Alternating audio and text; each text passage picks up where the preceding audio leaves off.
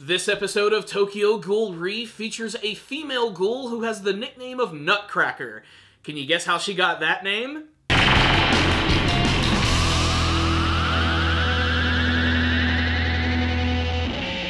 Connect the dots, la la la la, we get our answer immediately in this week's episode. I mean, it was pretty obvious in the last one, the way they ended it with Sasaki talking to the other form of himself, which took the form of Ken Kaneki, the fact that he did his distinctive finger snapping, breaking, whatever you want to call it. We are through the looking glass here, people. We finally get some definitive answers in this episode of Tokyo Ghoul Re.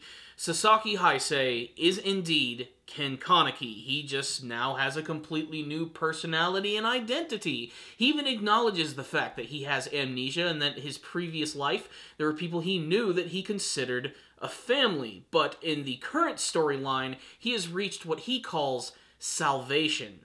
Comfort, whatever you want to call it. He's finally found a place that he can call home and a family that he can acknowledge.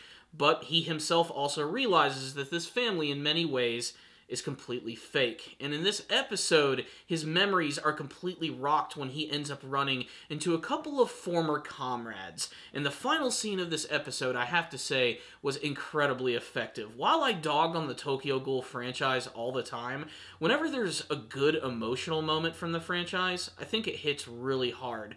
And that was demonstrated perfectly at the end of this episode when we get a reunion between Ken Kaneki and Toka Kirishima, and it works beautifully. Not only is the music used absolutely perfect, but wow, just the fact that these two characters can just immediately know each other perfectly in that moment, the way that they react to each other is just so perfect.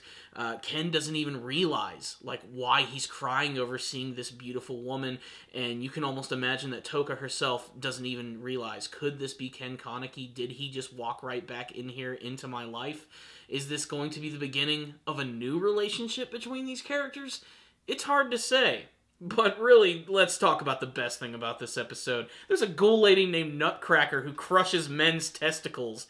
I don't know where this is leading, but boy, is that freaking shit hilarious! Let's get to the brass tacks. This was a pretty good episode of Tokyo Ghoul Re. The beginning of the episode was the continuation of the battle between Sasaki, which, by the way, I am going to refer to him by that name throughout the rest of this review until he eventually attains his original personality. It's just going to get confusing if I keep saying Kaneki or Ken, so let's just stick with the character that he is right now. So, just like Ken, Sasaki manages to utilize his Kagune ability, which summons the massive giant red blood tails from his back, and he's so powerful that he is just able to make Orochi look like a fool. And you know what? It makes sense, because it turns out that Orochi was actually Nishio the entire time, his former friend and co-worker, and he's also gotten the time skip treatment with much longer hair and bangs.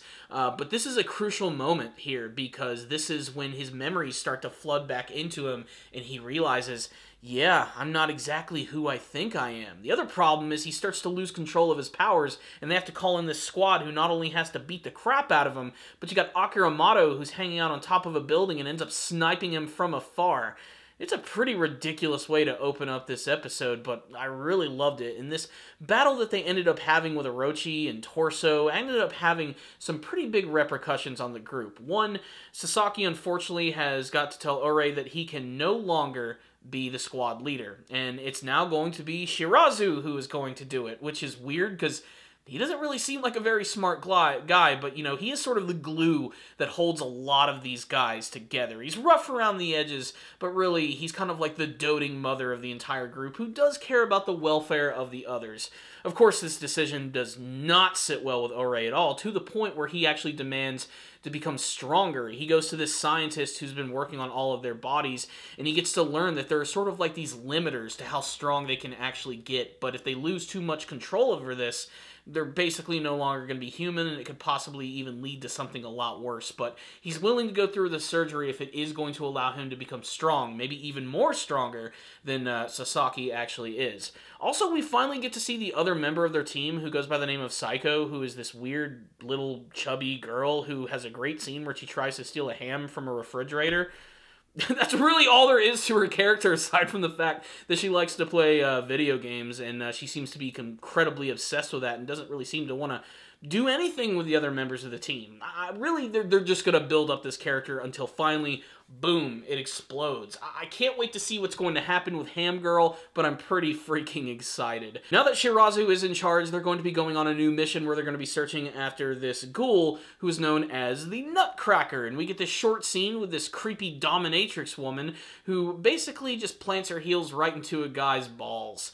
And it's just as painful as you would imagine. Her MO is that she just loves crushing testicles, hence the name Nutcracker. It hurts just thinking about it, to be perfectly honest. It always hurts more in the stomach, you know what I mean? We also get a pretty cool scene between Sasaki and Arima, which is great because Arima's barely present in the show at all, so any scene where he pops up is kind of a big deal. And you know something's weird going on when they actually meet each other and they're just like standing on these desks in the middle of this like empty conference room. And that's because they're having a little training sequence while casually talking to each other, and Arima proves yet again that he can just bring the heat, and he's incredibly powerful for being just a human. It's insane. He's able to push Sasaki back so much, and this is also when he talks about the fact that he doesn't really have his memories anymore. He can't remember anyone, but slowly but surely they kind of keep coming back, and his other self is continuing to talk to him, and he's trying to suppress his old personality. And Arima is basically just keeping really close tabs on him, and I can't wait to see where ultimately this is going to be headed, if this was all a part of Arima's plan in the first place, or if he really is losing control of his grandchildren, as he actually calls them. But the final scene, we gotta talk about the final scene, where when they're going after their the Nutcracker, they end up deciding they're gonna stop for a snack and a drink, and Sasaki gets this wonderful smell in the air, and he notices this little cafe by the name of Ri, and he walks inside, and it's immediately familiar, because this is basically the second version of the Onteku Cafe from the very first season.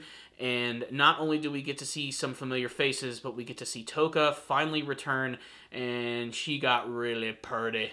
So what's the rundown on this episode of Tokyo Ghoul Re? This was a pretty good episode, and like I said, just like the first series, I think it's doing a much better job in the story that it's actually telling. It's staying a little more focused, and the characters themselves, I think, are infinitely more interesting, especially the actual Quinks squad. I think it's really freaking awesome with them.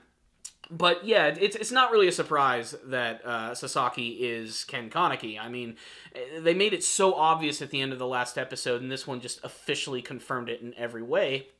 But I'm curious to know where this is all eventually going to be headed, if he truly is going to get his old personality back, and what that's ultimately going to mean.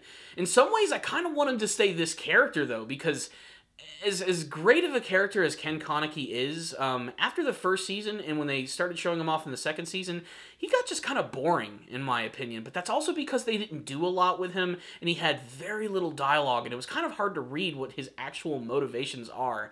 Here's Sasaki, I don't know, I just find him a lot more sympathetic and more interesting, especially with the fact that he is a character who knows he's had amnesia and knows that the people he's with are his actual fake family, and yet he still manages to go on and do his own thing. It's very obvious that Arima has been training his dog very well. That and just that final scene, that was like the first moment of Tokyo Ghoul Re that started to feel kind of like the classic series. At least it took some of the good atmospheric stuff from those series. And man, I just cannot wait to see the next episode to see how these characters are going to interact with one another. There is another subplot that I didn't even talk about, which is all about the return of Toka's brother, Ayato, who's now using the guise of the Rabbit and going around and even taking out a lot of these ghoul squads, and even comes face to face with Torso the Ghoul, and basically gives him an ultimatum to end up joining the Aogiri group. And that's pretty much all we get, but anything with Ayato is immediately interesting, and his new design definitely looks a lot more appealing and a little more streamlined, so to speak. And I wonder why he's decided to take on the guise of the Rabbit. I think that's pretty interesting, and he's clearly pretty powerful, as he is an SS rate, just like Sasaki as well, or Ken. I need to get back on track. It's Sasaki. Sasaki is his name. So let's wrap this one up. This episode right here was pretty good. The action at the beginning was quite thrilling and really fun to watch. And now that we really know what's going on with Sasaki, it's going to be really interesting seeing how he interacts with these characters and waiting for that moment where he might actually reveal what his true nature is going to be. I can't wait to see more of the complex relationship that he has with his teammates, in particular the character of Ure, who looks like he's just going to be really, really fun to watch. I don't know what it is about his character, but I'm expecting big things from him. Really, this was just a tight package right here, and it ended on a really great cliffhanger, which I think Tokyo Ghoul fans are really going to love. So yeah, aside from that, there are just a few moments where maybe some of the action and some of the characters look a little off model. Some of the animation can be kind of janky at times and not perfect. So I am going to give this episode a 4 out of 5, but still very watchable and some of the best material that I think I've personally seen from Tokyo Ghoul thus far. If it can continue this upward spiral, let's hope it doesn't come crashing down anytime soon. So there it is. That's my thoughts on the episode. I'd love to hear yours, though. Make sure to tell me what you guys thought about this episode in the comment section below, and what you hope to see from the rest of Tokyo Ghoul Re. Thank you guys so much for watching this review. Make sure to stay tuned for the channel for tons of other anime reviews. I'll see you guys next time. And as always, stay down, baby.